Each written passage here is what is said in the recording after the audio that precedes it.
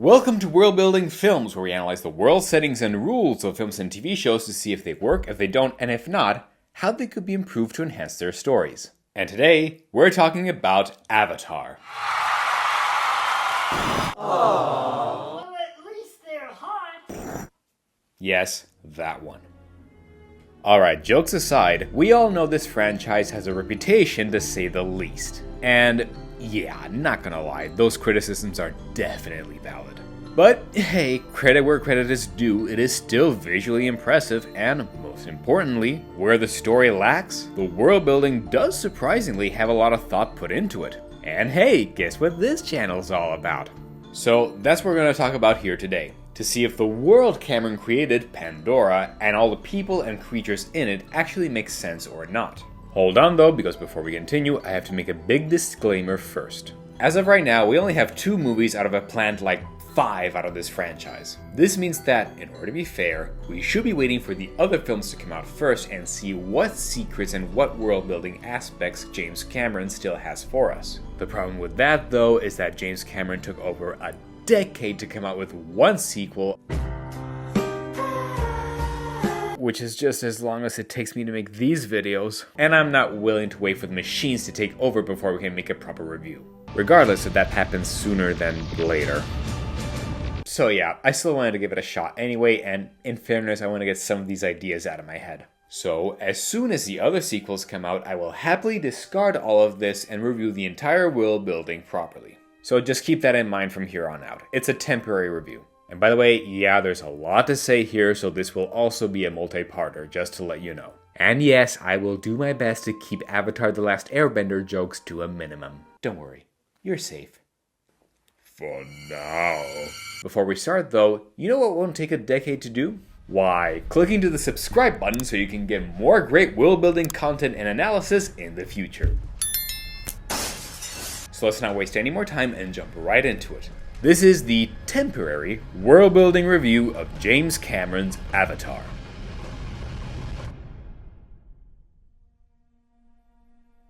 What works? So if we want to review the inner workings of Pandora, I think it's fair to acknowledge what does work first. Because, in all honesty, there is a lot that does hold up on its own already. So let's get back to the basics.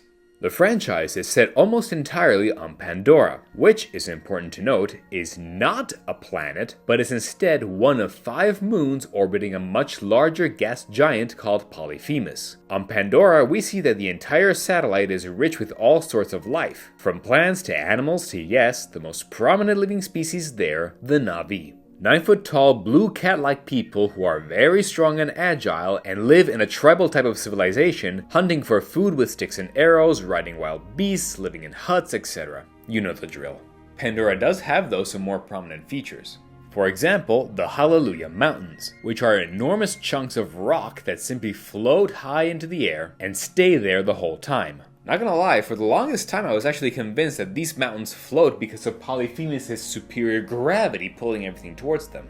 But my bad, it turns out they actually work for different reasons. See, it turns out that these mountains are using something called magnetic levitation, also known as the maglev effect for short. Basically, most conductive materials are able to allow the passage of electrons through their form, but in the process, some of those electrons can get lost, so you don't get the full transfer you'd like. However, if you were to supercool said materials, then they become superconductive, meaning that now there's absolutely no friction or loss of these electrons. When this happens, if they're under magnets, these superconductors can actually float, giving the impression that they're even locked in midair. And supposedly the infamous unobtainium that humans are looking for, yes, I know, the name is stupid, is what causes these levitations to happen in the first place, because it's a superconductor that doesn't require to be cooled down to work. Alright, fair enough. Then there's the other particularity. On Pandora, it turns out that all living beings can actually connect with the Navi until they form a sort of symbiosis and can communicate emotionally and telepathically. So much so, there is actually a main neural network across the planet, mostly stemming from tree souls, which the Navi praise like their god and might have its own sentience. In fact, all of Pandora seems to kind of work as one giant hive mind, which is made of a collection of memories and minds, so much so that even Grace's psyche is uploaded into this thing when she quote-unquote dies, although we'll get more into detail with her later. So yeah, very interesting. And yet it doesn't even stop there. There's potentially a lot of things that actually do work here, even if they're not explicitly said in the film, and even if they could use a few tweaks here and there. Like, think of the plants, for example. Almost all the vegetation on Pandora has a bioluminescence of its own, to the point that some even glow when touched or stepped upon. And this actually might make more sense than one might think. Cause see, Pandora isn't just any moon, but online sources say that, much like our moon here on Earth, Pandora is actually tidally locked to Polyphemus. For those of you who don't know, a tidal lock is when a celestial body is always pointing one side of its surface towards a larger celestial body nearby. Again, like how our moon works. So Pandora always has one side facing towards Polyphemus whenever it goes around it, while still having this day-night cycle. By the way, I don't actually have a model of Pandora, so every now and then I'll just be using this as a reference. However, that does mean there will be some implications that aren't fully explored here. For example, this day-night cycle will be potentially slow, yes, but even assuming you're on the side where it's dark, you'll still have plenty of daylight, because Polyphemus will be reflecting back a lot of the sunlight that it gets. It's like when we have a full moon lighting our surroundings, except this is a whole goddamn planet as big as the sky. It won't be as intense as the sun, but it'll still be super bright. And heck, that's not even counting that Pandora has two suns, Alpha Centauri A and Alpha Centauri B. The only period in which Pandora faces actual full night will be when it faces a planetary eclipse when it enters Polyphemus' shadow. And even then there will still be some slight traces of light still in the sky. Because of this, Pandora almost receives an excess of solar light. And with only such a short time frame for a full nighttime, it must need to release some of that stored sunlight. Hence, while not specified like this, I think that's why all the plants release it during this nighttime as bioluminescence. Hell, it's such a prominent feature on Pandora that even the animals and the Navi have their own bioluminescence on their very skin. It honestly makes pretty good sense. Although, in all honesty, I think that nighttime in this case would have some unintended consequences. If even true night is illuminated by the flora and fauna, this means it would be impossible for predators to be stealthy and for prey to be able to hide. Because the slightest movement would cause shifts in these lights on their bodies and be a dead giveaway unless they're impeccably camouflaged and just stay still there the whole time. So I think that all the Navi and all the creatures would actually have a sort of power down moment during full nighttime, making sure that they're as still and quote-unquote on standby as much as possible, and maybe that would be the time in which they take the opportunity to rest, brief as that rest might be. Which means that nighttime would have an even bigger cultural and religious significance for the Navi. So much so that to them, disturbing the night is seen as a great offense. And yes, that means that people like Neytiri will be making a cultural defiance in order to participate in the final battle in Way of Water. She was already struggling with the idea of having to leave her home for the safety of her family, and her fighting during the night to save her family would be the ultimate way to show her defying her own traditions and completing this character arc, and in this way, make her even more badass. Come on, it's right there! There's only benefits for this idea! Speaking of the Navi, by the way, the fact that they're so big and elongated can make sense too, because Pandora is about 20% smaller than Earth, so its gravity will be a tiny bit weaker, meaning that the square cube law won't be as prominent, and thus they can develop to be these towering beings. So, yeah, all things considered, James Cameron did do a pretty decent job in creating the world of Pandora, or at least the basic foundations for it. So much so, he created an entire catalog of plants and animals and far more, and there's so many that, quite frankly, even I couldn't cover them all here. But with that said, even if the foundations are great, there are still some unanswered questions here. And so let's dive into them to see how they could be fixed and explained, starting with gravity. So, as mentioned earlier, places like the Hallelujah Mountains are explained by having this maglev phenomenon, and it's not caused by Polyphemus' gravity nearby. Alright, cool and all. But are we really still going to ignore the giant blue elephant in the sky? Cause let's face it, Polyphemus is still up there! Are you seriously telling me that that giant thing in the sky is not influencing anything gravity related at all on Pandora? The system doesn't even have the excuse that we have here on Earth with our moon. Cause at least here, while the Earth is far bigger than the moon, the two are way further apart. So much so that when astronauts go on the moon, they don't really feel that influence. With this other system, yes, Pandora is smaller than Earth and so has less of a gravitational pull on itself, but it's way proportionally smaller than Polyphemus. I mean, just look at it! The planet is covering the whole damn sky and that's a gas giant! It's like saying Earth was orbiting around Jupiter. We would be feeling at least something, right? So that means that this one element would be making major changes on how Pandora should actually work. For example, when Polyphemus is in the sky, that means that not only the Hallelujah Mountains would have an extra reason to remain afloat because they're having this extra pull, but all the other creatures would technically have this lift as well. Even if the pull isn't strong enough to make them float like they're in space, they should all at least be able to make great jumps with ease. Beyond your breath, you can fly? No, jump good. Yet we just see them all walking around as if gravity was perfectly normal. And granted, one could say that it's because of Pandora's atmosphere, which has high amounts of gases like xenon, methane, and hydrogen sulfide, and would make the air much denser and could sort of compensate with this gravitational pull, which would be a fair point, but remember, denser does not mean heavier. And even if it did, the atmosphere there is like 1.2 times denser than that on Earth, which, if you put next to the 20% reduction in gravity, they kind of cancel each other out. So yeah, that doesn't make sense, and yet it was just so close to making sense. Because it turns out, there was an element that could have helped in all of this, and that is the animals of Pandora. Cause see, they all seem to have around 6 limbs, giving them the nickname hexapods. Now granted, it's stated that because of this denser atmosphere, they have these extra limbs to have better traction on the ground when they're running. Which again, could be fair, but I think these extra limbs could have been used to move 3-dimensionally in space in a lower gravity. By having 2 limbs grab onto whatever rock, branch, tree, or whatever they find in the air, and then have below them an extra pair of limbs to grab, claw, attack, or do whatever. It's right there, it makes so much sense, and yet I don't think those limbs can be justified entirely if Pandora doesn't have Polyphemus' gravitational pull. Except maybe for the Dio horses, cause let's face it, in an area with low gravity, I'm not sure how useful hooves would be. But anyway, that's not the only change that gravity would cause. Cause see, this wouldn't have been a problem if Pandora actually rotated on its axis, and yet, as we saw earlier, it's actually tidally locked. This means that there will always be one side of Pandora facing Polyphemus and its superior gravity, the sides where the gravity is kind of pulled sideways, so trees would likely be angled sideways towards the gas giant, and on the other side of Pandora it would actually be a lot heavier because it's being pulled through the entire moon. And that's not even counting the tides.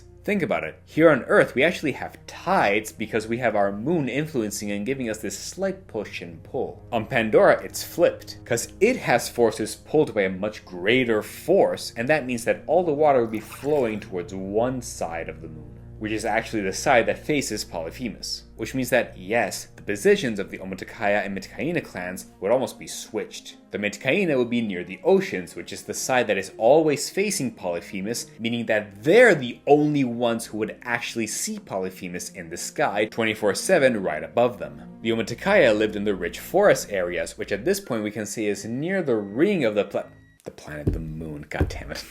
Of the moon, and for them, Polyphemus would always be on the horizon for them, never in the sky above. And yes, this would mean that there would be an entire side of Pandora that's actually almost deserty and dry because all the water was sucked away. And no, the tribes there would never see Polyphemus in the sky, meaning that there could even be debates between all the clans as to whether Polyphemus actually does exist or not, depending on where you live. at least assuming they can't communicate with each other through the tree souls, but whatever. And what's frustrating is that apparently in the next films we are eventually going to be meeting a sort of pseudo-fire deserty clan of the Navi who live in the desert areas. Don't make less Airbender jokes, don't make less Airbender jokes, don't make... But if you look at the official maps of the goddamn place, there doesn't seem to ever be any sort of desert there, so... What is it, Cameron? Just pick one. Oh, and speaking of Cameron, just a small side note to clear the air. Some actually would debate that all of this is pointless because Pandora isn't tidally locked and rotates on its axis, as proven by the fact that we often see Polyphemus in several positions in the sky, indicating that if it moves, so should Pandora itself, which would be a fair point, but remember, this is James Cameron we're talking about. The same guy who apparently had the wrong freaking sky in Titanic and didn't realize it until Neil deGrasse Tyson pointed it out to him. So at the POV, the point of view of Rose, as she's looking up deliriously to the sky, there's only one sky she should have seen, and it was the wrong sky. Not only that, the left side of the sky was a mirror reflection of the right side of the sky. Did you call James So it was Cameron? lazy. I called him, no reply. It's back in Can he fix that 1996. shit? I saw it when it first came out. No reply. 5 years later, I bump into him at a meeting, and he says, well, at the time, I was not overseeing post-production, and that's when we added that. So yeah, look, I'm not even trying to throw shade at Cameron. It's just to say that I'm fine with chalking these off as just technical mistakes on a fictional planet that, let's face it, is already really hard to keep track of. And they favored the rule of cool above logic this one time. Alright, we'll let you go this time, Jimmy. Now back on track. Now we talked a lot about how the physics would affect Pandora a lot differently, but we should also get into detail as to how the Navi and their culture works. Because trust me, there's a little detail that seems to have been overlooked that would actually have major implications. But if you want to find out what that is, you will have to join me next time in part 2 of these videos of the world building of James Cameron's Avatar. So stay tuned for part 2, and as always, keep building worlds.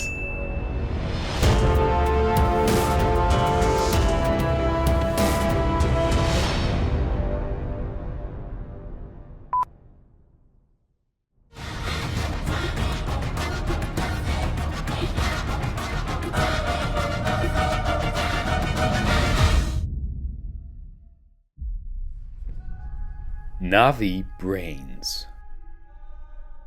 So, as a reminder, the Navi are yes, tall, blue, cat-like people, but their main characteristic isn't their appearance, so much as their braids, called queues, which are actually long tails stemming from the back of their heads, and that they can use to connect with other animals, the tree souls, or even each other for fun times.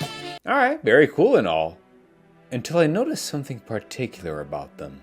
See, it turns out that while us humans have our usual lobes of the brain, the Navi actually have 3 lobes. Or at the very least, they'd have an extra lobe compared to us. This is actually very interesting because an extra lobe is no joke. It would make one think that they are these incredibly intelligent beings capable of computing enormous amounts of information. And yet, no matter where they're from on Pandora, they all seem to sort of live in these kind of tribal-like societies. It's kind of the main theme of the whole franchise, cliché as it might be.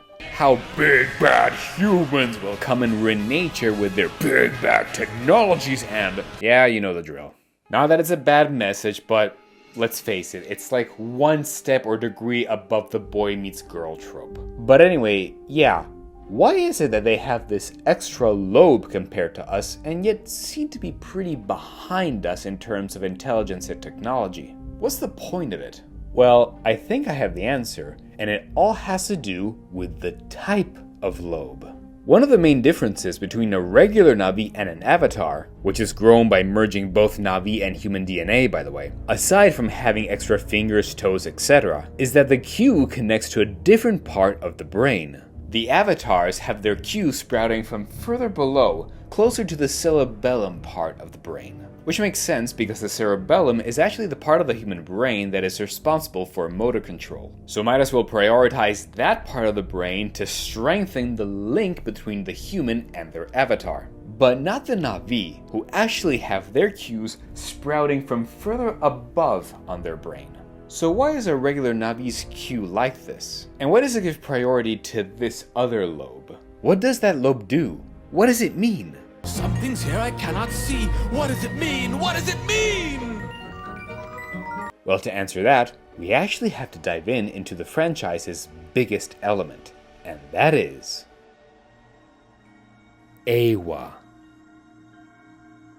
The quote-unquote goddess that all Navi pray to and is said to control and connect all life on Pandora. And no, this is not actually cultural voodoo stuff. Even Grace in the film does state that it's a concrete, legit scientific thing that does connect everything on the moon. I'm not talking about some kind of pagan voodoo here. I'm talking about something real. Which is what exactly? What we think we know is that there's some kind of electrochemical communication between the roots of the trees, like the synapses between neurons. It's a global network and the Navi can access it. They can upload and download data at sites like the one you just destroyed. Now, I have a theory. One that isn't that original and has been talked before online, but that I would like to expand upon. I think that Eywa, and by extent all of Pandora, might actually be one giant supercomputer. Yeah, I know, big shocker, it's not that hard to guess. All the roots of all the plans, not to mention the way the Navi connect to it all and are able to share experiences, upload memories, and more, clearly indicate that this is the case. But more specifically, I mean that Pandora as it exists now might actually be this way because of something that happened a very long time ago. Perhaps the Navi were actually a super advanced alien species, far beyond what even us humans might have reached by this point in time. However, these advanced Navi actually faced a problem. So here's my theory. When they were developing so much, perhaps they used all their resources on Pandora, or heck, probably even from the other moons or Polyphemus itself, and were actually becoming dangerous. During this development, they might have become dependent on a super form of AI that they had constructed, and that was beginning to take control. Unlike the Terminator though, this wasn't an evil Skynet, but an AI that actually was programmed to take care of the well-being of the Navi. So, when the Navi started to become too powerful and out of control, this AI might have decided to intervene and sort of hit a reset button in a way, rewriting all of Pandora so that it's more organic based and deciding to merge technology with nature. Eywa is simply the main operating system in a way, which ended up being reinterpreted by the Navi as this all-powerful being all around it and ended up having the name Eywa. It's not seen as an actual goddess though, because the Navi don't really believe in the concept of actual gods, and are of the belief that it's all actually on the same plane of existence that just keeps recycling itself. A very pantheistic philosophy instead of an actual religion. And the best part of all of this? This Eywa converted all of Pandora to serve the Navi exclusively. Think about it, there's plenty of animals on Pandora that the Navi can connect to that are perplexingly useful. For example, dire horses to rapidly rush across plains, the mountain banshees to fly, and elus to swim, among other kinds of creatures for transportation. Some have other uses too though, like the gill mantle, which are jellyfish-like things that latch onto your back and help you breathe underwater. Or hell, even the tulkun, these enormous whales that, unlike other creatures, actually have their cue inside of their mouths. Why would that be the case? Because these creatures are meant to be emergency pods for all Navi to use to escape and hide underwater in case of possible invading and threatening forces from outside their world. They're sort of organic lifeboats or submarines, if you will. And if you think I'm exaggerating by saying that all the animals on Pandora are there to serve exclusively the Navi, then answer me this. While the tribes certainly connect with the animals a lot, why don't we ever see any animals connecting to other animal species on Pandora? The answer? 'Cause it's useless. They might be some fusion between organic and technological pieces that the Navi actually did use in the past and that they can also use as food if needed. In short, they're actually organic machines. Plus, they have physical traits that are very different from the Navi as well. If you think about it, only the Navi seem to have 2 eyes, 4 limbs, and any indication of fur, while all the other creatures have smooth skin or scales, and it might be because they're technically less organic than the Navi. Most of them have 4 eyes to keep a better eye out for any danger, and as mentioned before, they have an extra pair of limbs to better interact with their surroundings when the Navi control them. And yes, it's true that there are predators in Pandora that can actually attack the Navi, but at that point we can say that it's the actual organic part that's taking over. It's the price to pay for not making them entirely just machines, and they keep the Navi actually active and energetic instead of just couch potatoes if everything really was just catered for them. It's actually all a balance, so much so that, yes, while the Navi can be heartbroken if some of them are attacked by these creatures, they still fully accept things just the way they are, including their philosophy that energy is borrowed, not given or lost. And if you want further proof of this theory, this all-encompassing fusion between nature and technology can be found in the Navi themselves, since it turns out that they actually produce a natural form of carbon fiber that actually coats their very bones to make them way stronger and tougher. And they have bones reinforced with naturally occurring carbon fiber. They are very hard to kill. The Navi are actually part technology as well, except that it's so seamlessly fused with their organic part that you can't tell the difference. Just like with the rest of how this whole planet works. Why would this otherwise be the case unless everyone and everything is this fusion between nature and technology, all meant to connect together into one giant main consciousness? And that's not even the best part. See, because they already are this fusion between nature and technology, they kind of don't need nor crave anything else. We strive for simplicity here. We do without all those modern conveniences you take for granted. Like neural net computers? Like plumbing. And to tie us back to our previous point, this would be caused by how the Navi brains work. As mentioned before, they actually have this extra lobe from which their cues sprout, but that isn't located on their cerebellum like for the avatars. So, with all of this preamble, what do I think these lobes are for? I think it's made for none other than emotional processing while they are connected to Eywa. The Navi are beings that perhaps had this great intelligence once upon a time, but in exchange, they might have not been able to process their emotions very well. Because that's a whole other part of the brain that requires computing power. Okay, think of the brain as a computer. You have your hardware and you have your software. The hardware is the physical part, which evolution takes millions of years to slowly adapt and improve upon. The software instead is the information that can be assimilated within. What might have happened in this scenario is that, over time, as the Navi developed technologically speaking, the knowledge or software required became more and more demanding. But the problem is that their own internal hardware couldn't evolve fast enough and keep up with the pace. It's like saying how we humans on Earth used to pass our lives as mere farmers for most of our history, and a lifetime's worth of knowledge would end up being limited to the farm we worked on. We were born in it, we worked on it, we died in it. Rinse, lather, and repeat for each generation. That's what the Navi brains evolved to process as well. But as they became technologically so much more advanced and they could learn so many brand new things, their biological hardware was still left behind. It would sort of like be trying to process the software of something like, Windows 10 on a computer from the 90s. It would just overheat, causing depression, anxiety, emotional instability, and stuff like that. Something always has to go, and Eywa knew this. It could tell that the Navi couldn't keep up. That unlike it, the Navi couldn't contain so much information across any individual lifetime without a cost. And that is when they started to suffer from this sheer overload of information that they couldn't process. And thus, Eywa took control.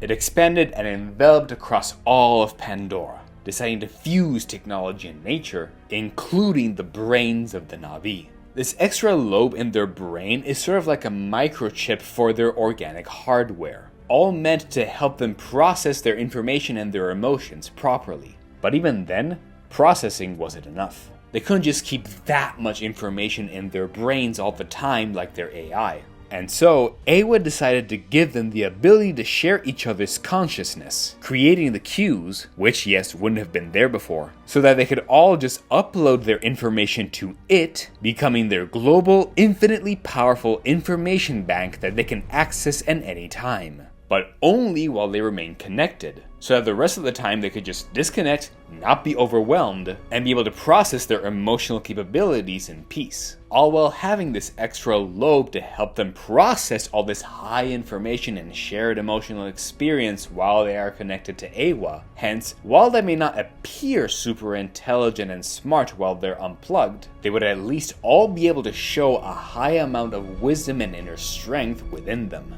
The best compromise that Awa could find while still allowing them to preserve their individuality, while converting their entire moon to be one giant supercomputer made of organic material such as plants and animals, and also count as technology since they can all produce their naturally occurring carbon fiber, and use unobtainium as this superconductor to keep their connection going as mentioned in the previous video. Hence, this is why the Navi are so hell-bent on making sure their resources aren't dug out of the ground, because it would be like damaging a microchip. And yes, by the way, in this whole process, I think that sometimes Awa might make a few exceptions to certain situations. Like, when Jake managed to convince the Omatakaya clan to attack the RDA in the first film, perhaps this gesture convinced Awa to boost the intelligence of the Navi for like one day. Awa has heard you! The most time it could afford, so that wild sticks and arrows wouldn't be able to pierce freaking bulletproof glass. That was the case earlier, so why the hell would it not be anymore later? Consistency, guys. Consistency. This temporary intelligence boost would at least give them the temporary knowledge of something like engineering, so all these boosted Navis would know how these machines and spaceships work, and be able to strategically uncover weak points in these vehicles, and know which parts they should target and attack to cause the most damage. Or at least have a better understanding of physics to bypass all the technological advances that the RDA has. By the end of the day, once the battle is over, the Navi will start to experience a whole bunch of symptoms like anxiety and depression from all this overheating knowledge, which could be used as a ticking time bomb to amp the narrative tension anyway, so only benefits there. Or just something they'll have to face for a few hours, and then settle back down once Awa strips them of the burden of all that knowledge. Oh, and by the way, further proof that Awa really is so powerful is the fact that we sometimes see these enormous mountains that are actually curved like rings. And it is canonically stated that they're rocks that curved around strong magnetic fields across Pandora, hence their peculiar shapes. And if you notice, they all seem to happen around tree souls, the very ones that the Navi connect to. So it might just mean that they're the epicenters of all that knowledge and computing power across all of Pandora. And they're so powerful that they create these magnetic fields that can even disrupt human technology. Although I probably would have had those magnetic fields be even stronger and disrupt the technology of humans even more to better level the playing field between Navi and humans. But whatever. And hell, for good measure, once again, Awa might have actually done all of this for the well-being of the Navis even through the Tulkun. Because not only they would be these biomechanical submarines to pilot and hide in the depths of the ocean if needed, but they also have their special yellow juice called Amrita, which yes can be reverse engineered to make humans immortal, how convenient, but might be what gives the whales their super intelligence. And yes, I mean really. Even the scientists said, not only are they smarter, they're deeply emotional, more spiritual. They have music, philosophy, mathematics, complex language. Why would they be this damn smart but be stuck in whale bodies without even fingers or something to use that great intelligence to its fullest potential if it wasn't because that intelligence isn't for them? It's for the Navi, as extra backed up storages of Awa's high intelligence to be saved and preserved should something bad indeed happen to the AI. All again while making sure the Navi wouldn't go crazy with all this information in their head. It's all one giant plan to preserve the Navi from outside threats and even themselves, to the point that the Navi won't actually feel the need to be technologically advanced and have the upper hand on anyone else anymore. They're satiated, which would in turn actually explain why so many of the tribes have had the time to evolve so many different physical traits. Because either Awa just artificially adapted them better for their environment, knowing they'd be satisfying to just staying in their respective homes with little interaction, or their needs have been placated for so long that they spend millions of years just the way they are. Enough for each tribe to evolve way more differently than how we have our differences with our respective ethnicities here on Earth. So, yeah, it's actually all there. It's all set, taken care of, and the Navi could have continued on living like this for potentially millions, if not billions of years, except they didn't. All because of the sudden arrival of a certain group of beings from the sky who with this scenario might have done far more damage than even they themselves realize. And if you want to find out how, you'll have to join me next time at the third and final part of these videos on the world building of James Cameron's Avatar. So until next time, stay tuned, and as always, keep building worlds.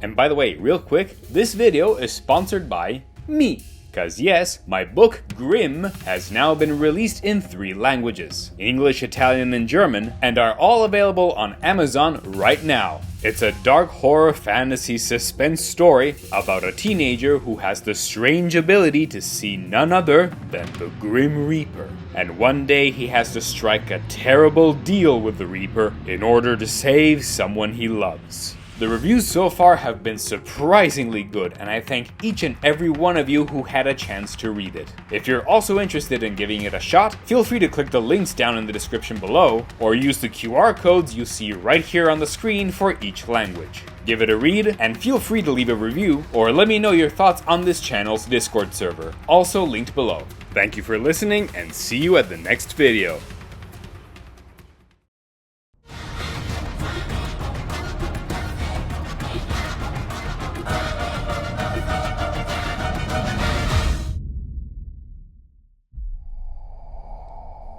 Humans. That's right, we talked a lot about how Pandora works, but we really haven't touched upon the literal other half of this entire franchise, and that is humans. It's stated that all of this is set approximately in the year 2154, where humans have discovered several decades earlier of the existence of Pandora, and have spent all this time traveling light years back and forth to try to interact with the Navi, mostly for study purposes through the RDA, and eventually to start the resource exploitation plot. Then, after the Battle of Pandora, humans went back to Earth and returned about 15 years later to continue the job. And frankly, plot hole-riddled manners, but we'll get to that. The most notable feature for them, however, is none other than the infamous Avatar program, where humans manage to find a way to merge human and Navi DNA so that they can mentally pilot these frankly very expensive bodies and interact and study the Navi over time. Now, really think about the implications of all of this. First, humans can grow full organic bodies within the span of a few years that are a perfect fusion of human and alien DNA. How insanely advanced are we? Second, in this future, we're able to travel over 4 light years in distance without many issues. Yes, it's true that we had to take into account the age and time differences that come with interstellar travel, and I'm sure there's plenty of social implications for that. But while this is about a century and a half in the future for us, I think the fact that humans can achieve that in the future at all with relative ease is still a really big implication. We'd have to be able to harness incredibly powerful sources of energy like, I don't know, the sun in order to do this on such a vast scale. And if we can travel so far that easily, I'm pretty sure we should be able to conquer other planets like it's nothing. Like, screw Pandora, here in our solar system we have moons like Europa and Enceladus,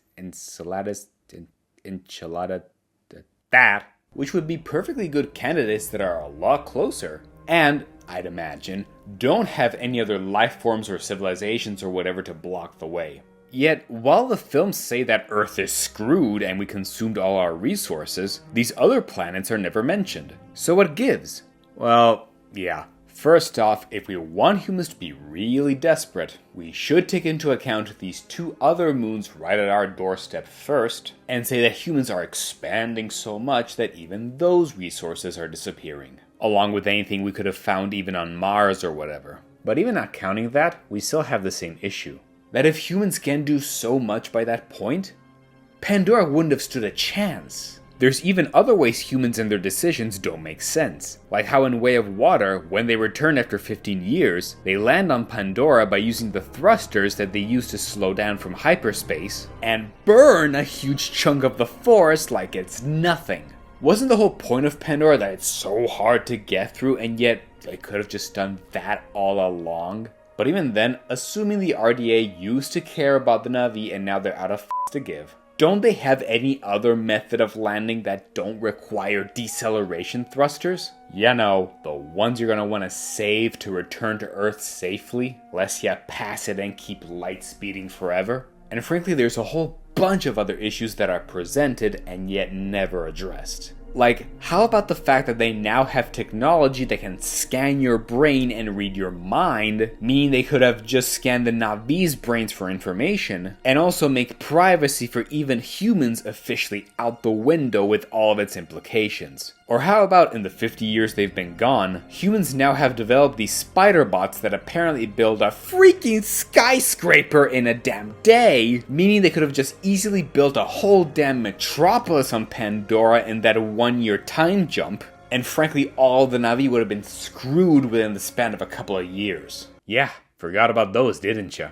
Jimmy, either show those from the beginning of the franchise, or don't bother. Even other decisions don't make sense. Like, okay, bear with me here on this. I get it that we humans can be complete assholes at times, fine, but there are even smaller moments, like when Grace is trying to explain to Parker Selfridge how the Navi connections isn't just voodoo spiritualism, but actual biological science. Science that could be studied to better humanity and could frankly be even more valuable than freaking unobtainium. And yet he, the guy who really likes his money and profit, just laughs and doesn't believe the actual scientists telling them of a valuable scientific resource on an alien planet right in front of them that could easily be more valuable than their stupidly named rock.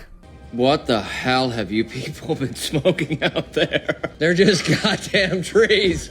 Again, I really know that people can be blind assholes, and this might just be my opinion, but don't you think his reaction is a bit, well, forced and artificial?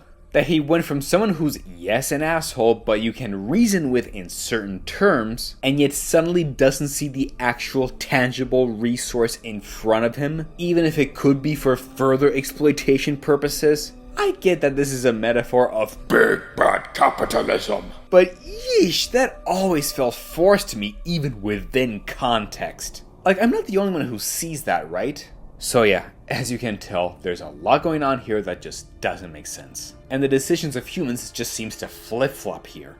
Ironically, it could be argued that humans have even worse world building and logic in my mind than the Navi, because there's a lot of things that just don't make sense in terms of what they can do and what they choose to do, regardless of how much capitalism bad metaphor you want to put into this. There's that, and then there's overstepping on your themes. So, other than just chalking it off as inconsistent writing, what can we do with this? How can we fix the humans in this story?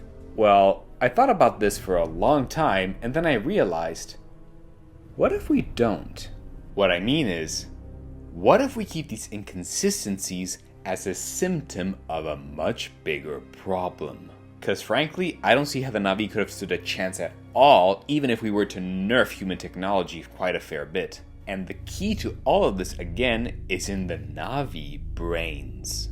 Remember when I proposed in the previous video that the Navi were actually a super advanced alien species a very long time ago? But their brains couldn't process all this information, so they risked going haywire? And Ewa as an AI is the one that rewrote their entire world and gave them this extra lobe to help them process their knowledge and their emotions? Well, what if in the meantime, a similar thing was happening to humans? We also spend most of our history as simple tribes or farmers or whatever, as again mentioned before, and as we developed technologically speaking and were able to share and process more information more easily, we also had this hardware and software incompatibility, making us unable to process the high demanding information of our modern day and age. Now, small tangent here, so bear with me. There's an opportunity here to transcend into a much wider moral debate here because, honestly, we kinda are facing this already in our daily lives. We have the same physical brain that a farmer would have had 200 years ago, able to contain only a certain amount of information without any consequences. But now, in our current day and age, we are bombarded with constant information left and right, even if only in small drops, without ever having the time to properly process any of it. Especially with things like, yes, social media. If you think about it, it's like eating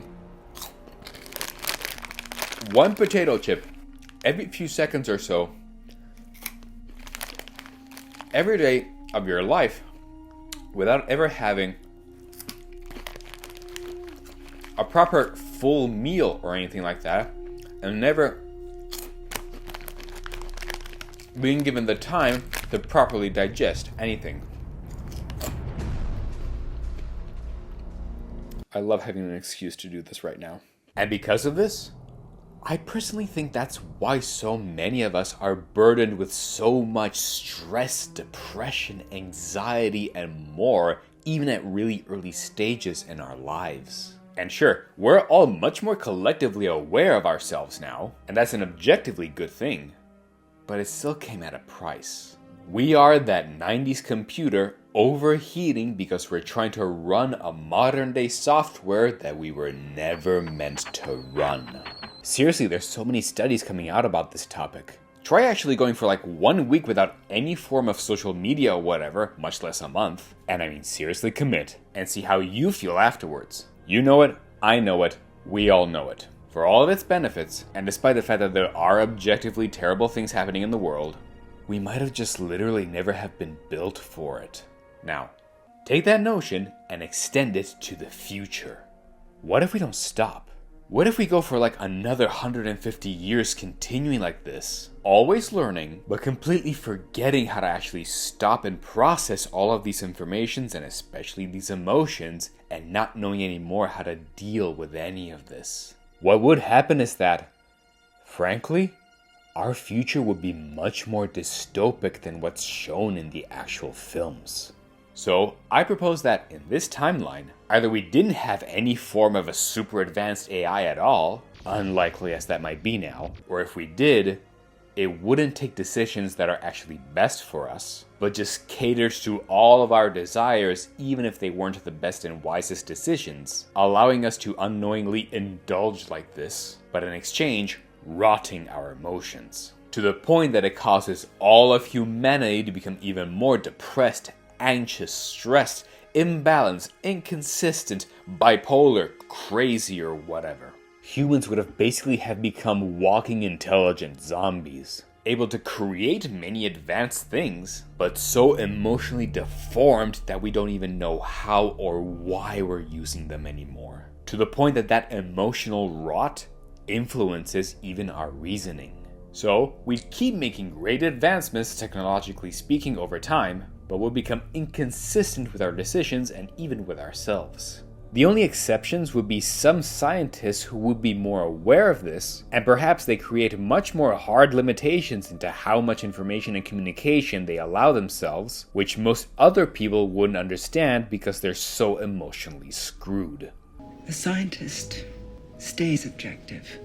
But these scientists would know that they can't just not rely on technology. You know, they're scientists. So there would be an even bigger divide between the two factions of humans in this future. Scientists and the rest, where tensions are absurdly high. And when they reach Pandora, it would explain even more why scientists are fighting tooth and nail to preserve all their research. At the very most, replacing their addiction to human technology and connectivity with their avatar connectivity.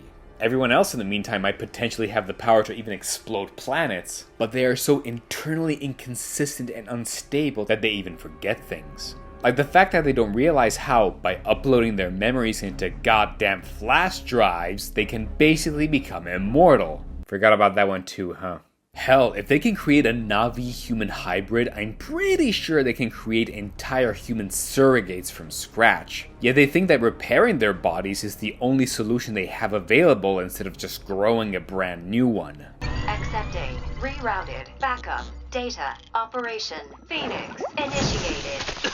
What the hell?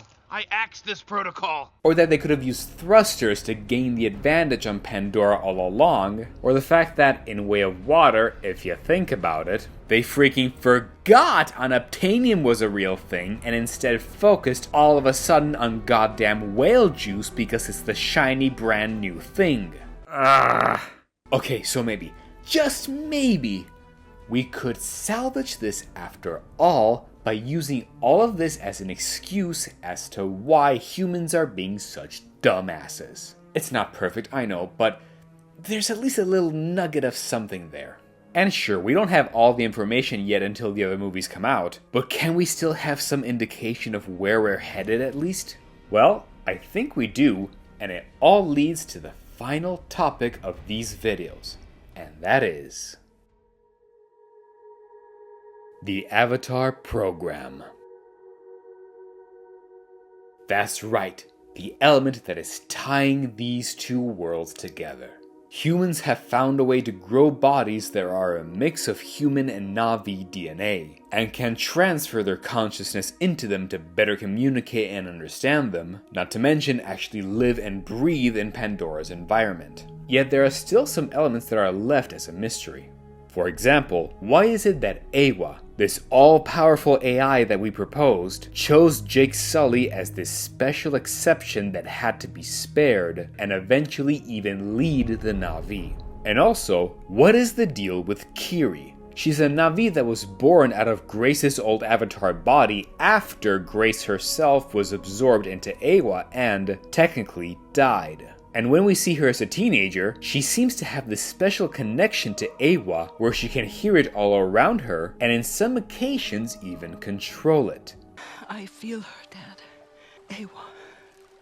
I hear her breathing. I hear her heartbeat. She's so close. She's just there, like a word about to be spoken. Now, again, it's still too soon to say what James Cameron has in store for her, so we'll just have to wait and see. But if we use all the concepts that we've used so far, I think I know what's actually going on. Let's start with Jake. If you recall, he technically isn't the one who was chosen to be in the Avatar program. Because these bodies are so damn complicated and expensive to make, which is fair, for all of their advancements, humans still had to deal with something completely new and literally alien to them that they never dealt with before, the RDA actually chose his twin brother Tommy, who was a scientist. Except Tommy apparently died in a knife fight, or some other random attack off screen, and since the RDA didn't want to waste a perfectly good body, they chose Jake as a replacement because their DNAs matched and he could still pilot it, even if training was required first. Now, first things first, I think there should be a little change. Instead of having Tommy die in a knife fight, I think he should already have been on Pandora, or should have at least have done a few tests with his avatar body first, and then he would die afterwards regardless of the way. Perhaps he had a sudden illness, or an accident, or whatever, it doesn't matter. So long as he died after being able to do at least one successful piloting test with his avatar body. Why? Because then we can open ourselves to the possibility that, on the very first time that they're used, avatars might have sort of an imprinting, let's say. As you know, avatars need an exact DNA match in order to be piloted. Because of this requirement, perhaps humans never had the chance to discover that once a human links to their avatar for the first time, in order to fully fit, the avatar's brain would have to mold itself to its user. But with Tommy dead and Jake taking his place, they could discover that a brand new thing has happened for the very first time. If the avatar brain is molded to fit a certain person for the first time, what happens if someone else's mind comes in? Because honestly, while I can accept that they need a DNA match to properly link, no one has ever considered that they need the same mind as well. Because even twins can have completely different lives and experiences. There are literal neural connections forming differently between one another, and that has to match too to pilot these damn things. And if it doesn't, then I think that the avatar's physical brain would have to adjust itself to make room for the imprinting of two potential consciousnesses. Sort of like a double exposure. And when the newcomer arrives, they literally have this extra room in the avatar's brain to think. Suddenly, the human mind wouldn't be that metaphorical 90s hardware, but a modern one that can operate to its fullest potential. It just doesn't have the instructions on how to do it and has to learn along the way. Now, granted, this does mean that every time Jake returns to his original human body, it would alter his own original brain too. Because since it had the chance to expand in the new extra room inside of the avatar's brain, pieces of memory and knowledge that he forms inside of the avatar body would get lost when he tries to return to his original limited human brain. Sort of like grating cheese when he leaves, with pieces remaining inside the avatar brain when he leaves, and whenever he's back in his original human body, he would start going nuts, because he would start to experience possibly memory losses or maybe even fake memories. His perception altering more and more whenever he returns because his memories are either lost or out of order, and making him desire to be inside of the avatar body more and more often because it's the only time in which he feels like he has everything put together. Sure, mind you, his legs not working would be a terrible thing to live with, but in this case, it would pale in comparison to his own mind not working. And keep in mind, this is a guy who isn't a scientist, he's a soldier. And in this future we proposed, he would already be suffering the same mental issues that all other humans would be suffering anyway. And because of this literal reprogramming that's happening in his head because of this double exposure / imprinting or whatever, Awa would notice this. It would sense that this is a very different and unique situation, where the avatar's literal brain is adapting to this new duality. And it could be like having two modern hardwares processing one single software to its fullest potential. Even allowing it to expand beyond its limits. Even way better than what Awa was able to provide for the Navi. Which, mind you, would still take some time. The avatar bodies aren't that malleable, but at least the instructions of these building blocks would be there. And that is why, after the events of the first film, Awa would already start to work on this and decide to create Kiri. Now, granted, the Immaculate Birth metaphor is overplayed and cheesy for us nowadays. But okay, if it has to be that, it could also be that Grace had some fun times with someone else, Navi or Avatar. Don't care, doesn't matter, I'll let James Cameron surprise us with that if he can. The real point is what Kiri actually is. Awa noticed that Jake and his relationship with his avatar was absolutely one of a kind, and had the potential to be replicated, but it doesn't mean that Awa had the information or building blocks of what a human is. That is, until Grace was uploaded. And while it's shown that she just didn't make it in time and kinda died, I think what might have happened is that Awa took the building blocks of Grace's consciousness, of what it meant to be an actual human being, especially one of the good ones who would be aware of what is actually damaging the minds of the rest of the imbalanced humans in the future, and did transfer her consciousness back into Grace's own avatar. Except, putting her back in the same lab-grown avatar like before would have been pretty pointless, wouldn't it? She'd be just like the others, except permanently so, and without the double exposure Jake's avatar experienced. And because of this, Awa might have taken this accidental experiment that was Jake and tried to replicate it, creating an entirely new avatar, this time born organically, that would have this psychological double exposure like Jake's is already built into it. Maybe with 5 lobes this time instead of 3 for all I care. Creating an entire hardware fusion of not one human with another, but a human with Awa, aka the entire collective consciousness of all the Navi. Because after so many millennia, maybe Awa started to feel that the work that it did with all the Navi and all of Pandora had been kind of, well, stagnating. That perhaps just keeping them stuck as they are was just as bad as letting them evolve out of control. And so, Jake was the blueprint to create an entire new type of building blocks for the Navi, where from Kiri onwards they could have had a new type of brain that, with this expanded hardware, would be able to simultaneously contain all of the Navi's original high intelligence, and the information of humans as well as what to learn from humans' mistake, and be able to process all of their emotions properly at the same time.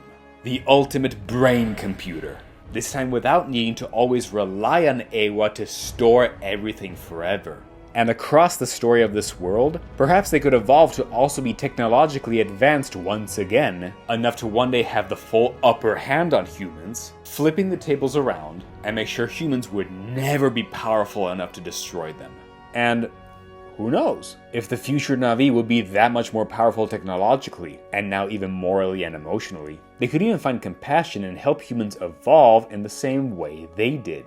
I mean, really think about it. That's what's really the most frustrating thing about this franchise. Think of how it could have suddenly become so much deeper and more meaningful and powerful, where it wouldn't rely on just the nature good humans bad trope, but be a far deeper philosophical exploration of what it actually means to be an intelligent species, how to use intelligence, and a reflection of our place in our modern world. The Navi wouldn't have reached this point if they hadn't been exposed to these human dangers in the first place, and since they have gone through this deep, heavy journey, they could actually decide to help humans and actually give them a better organic hardware for their minds and help them realizing everything they've been doing wrong this whole time. How their psychological woes were more self-inflicted than they realized. That they actually just needed to take occasional times off to help process and digest the high demanding informations of the modern world. And with the help of this new Super Navi intervention, when they're ready,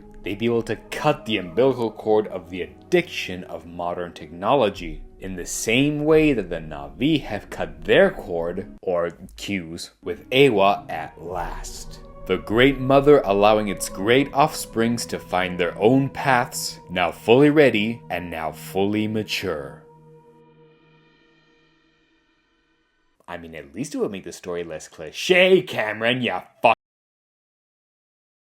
So, at long last, that was the temporary, at least for now, world building of James Cameron's Avatar. And yeah, this was quite the world to go through. Granted, again, this is only a temporary review because there's clearly a lot of incomplete information out there, but I still wanted to give this a try and will give further updates when we have the full picture, regardless of how long that takes. Because, frankly, this world is so close to being complete and making sense. I can feel it, it's right there waiting for a better exploration and explanation. But I guess we'll just have to wait for now. Credit where credit is due though, the world building of this franchise is still more thought out than most others, especially for the time it was actually conceived and first shot, and Cameron has proven in the past that he has the potential of creating groundbreaking stories when he wants to. So fingers crossed that whatever Cameron does have in store for us will not only fix the complaints we've had so far, but also improve on what are at least so far some pretty decent roots. Anyway, that's all for today, folks. What do you think? Am I right? Am I wrong? Am I talking out of my ass? Maybe. Let me know what you think in the comments down below. Feel free to like, share, and subscribe. Check out the rest of the content on the channel. Join my Patreon if you want to support what I do here. And if there's any other franchise whose world building you'd like analyzed, let me know. Until next time, keep building worlds.